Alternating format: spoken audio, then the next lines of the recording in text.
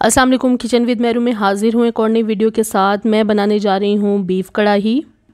नहायत ही आसान तरीके से और बहुत ही सिंपल तरीके से आज मैं आपको बीफ कढ़ाई की रेसिपी बताऊँगी। बीफ कढ़ाई हो, मटन कढ़ाई हो या चिकन कढ़ाई हो, बहुत से तरीक़ों से तैयार की जाती है। इस वीडियो में मैं बनाऊंगी बहुत ही अलग तरीके से बीफ कढ़ाई और बहुत आसानी से आप इसे घर पर कम वक्त में बना सकते हैं। आइए इसे बनाने के लिए देखते हैं हमें किन किन चीज़ों की ज़रूरत है। बीफ कढ़ाई तैयार करने के लिए मैंने ये बीफ लिया है 1 kg। अच्छी तरह से साफ़ करके धो के रख लिया है और ये ज़्यादातर हड्डियों के साथ है। आप इसमें बोनलेस भी ले सकते हैं। ऑयल मैंने लिया है 1 कप या हस्ब ज़रूरत ले लें। एक बड़े साइज़ की प्याज स्लाइस में कटी हुई, 2 बड़े साइज़ के टमाटर हैं, इस तरह से मैंने इनको काट लिया है। और 2 टेबलस्पून मैंने ये लहसुन अदरक पेस्ट लिया है। 4 से 5 अदद हरी मिर्चें ली हैं छोटे साइज़ की। नमक 1 टीस्पून या हस्बे जायका रखें। लाल मिर्च पाउडर 1 टीस्पून या हस्बे जायका। हल्दी पाउडर मैंने हाफ़ टी स्पून लिया है। धनिया पाउडर हाफ़ टेबल स्पून। भुना कुटा साबुत ज़ीरा मैंने लिया है 1 + हाफ़ टी स्पून। आप इसमें साबुत ज़ीरा भी ले सकते हैं या ज़ीरा पाउडर भी डाल सकते हैं। मैंने भुना कुटा लिया है। गरम मसाला पाउडर हाफ़ टी स्पून। मोटी कुटी काली मिर्च है हाफ़ टी स्पून।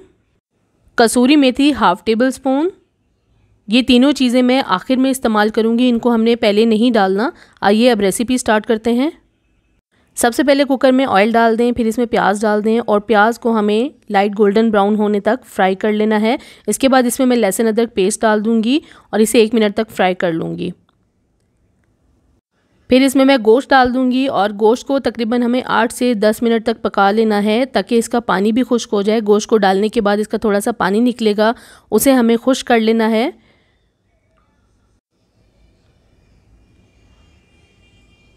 इस तरह से मिक्स करते हुए मैं इसे पका लूँगी। साथ साथ गोश्त का पानी भी खुश्क होता रहेगा। जब गोश्त का पानी खुश्क हो जाए तो इसके बीच में मैं टमाटर ऐड करूँगी। टमाटर आप चॉप किए हुए भी डाल सकते हैं और पेस्ट भी डाल सकते हैं। मैंने इस तरह से टुकड़ों में काट के डाल दिया है।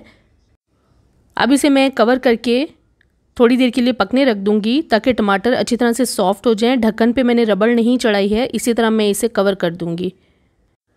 अब मैं चेक कर लूँगी। अब ये देखिए टमाटरों का भी थोड़ा सा पानी निकला है और टमाटर सॉफ्ट भी हो गए हैं। इस टाइम पे आके साथ साथ मैं टमाटरों को मैश करती रहूँगी और इसकी भुनाई करती रहूँगी और साथ ही तमाम मसाले ऐड कर दूँगी। नमक, लाल मिर्च पाउडर, हल्दी पाउडर, धनिया पाउडर और भुना कुटा साबुत ज़ीरा।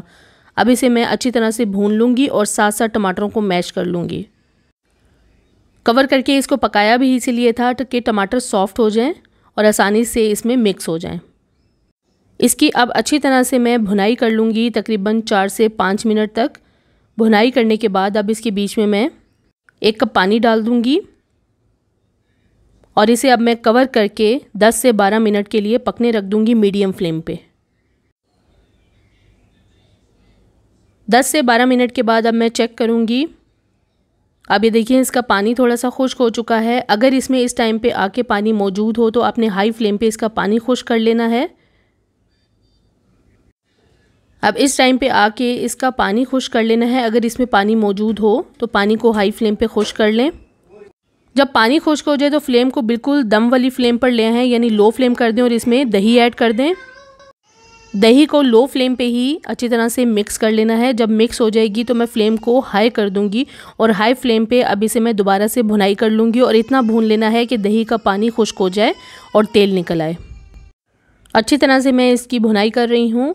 अब ये देखिए तेल निकल आया है और दही का पानी भी खुश्क हो गया है। इस टाइम पे इसमें अब मैं साबुत हरी मिर्चें डाल दूँगी, कुटी हुई काली मिर्च डाल दूँगी, गरम मसाला पाउडर और कसूरी मेथी हाथों पर थोड़ी सी मसल कर डाल दूँगी और इसे अब मैं कवर करके ढक्कन की रबड़ निकाल दूँगी। कवर करके इसे मैं लो फ्लेम पे 2 से 3 मिनट के लिए दम कर दूँगी। 2 से 3 मिनट के बाद अब मैं चेक करूँगी। ये देखें गोश्त बहुत ही अच्छी तरह से पक चुका है और बहुत ही प्यारी खुशबू आ रही है बीफ कढ़ाई की। हल्का सा इसे मैं मिक्स कर लूँगी। मज़ेदार बीफ कढ़ाई बिल्कुल तैयार है। इसे गरम गरम अब मैं डिश आउट करूँगी। इसे गरम गरम चपाती और नान के साथ आप सर्व करें और एंजॉय करें। आखिर में इसके ऊपर हरा धनिया चॉप किया हुआ डाल दूँगी। मज़ेदार बीफ कढ़ाई हमारी बिल्कुल तैयार है। आज इस वीडियो में बीफ कढ़ाई की बहुत ही आसान सी और अलग तरीके से रेसिपी बताई है। इसे ज़रूर घर पर ट्राई करें और मुझे कमेंट्स में ज़रूर शेयर करें ये वीडियो आपको कैसी लगी।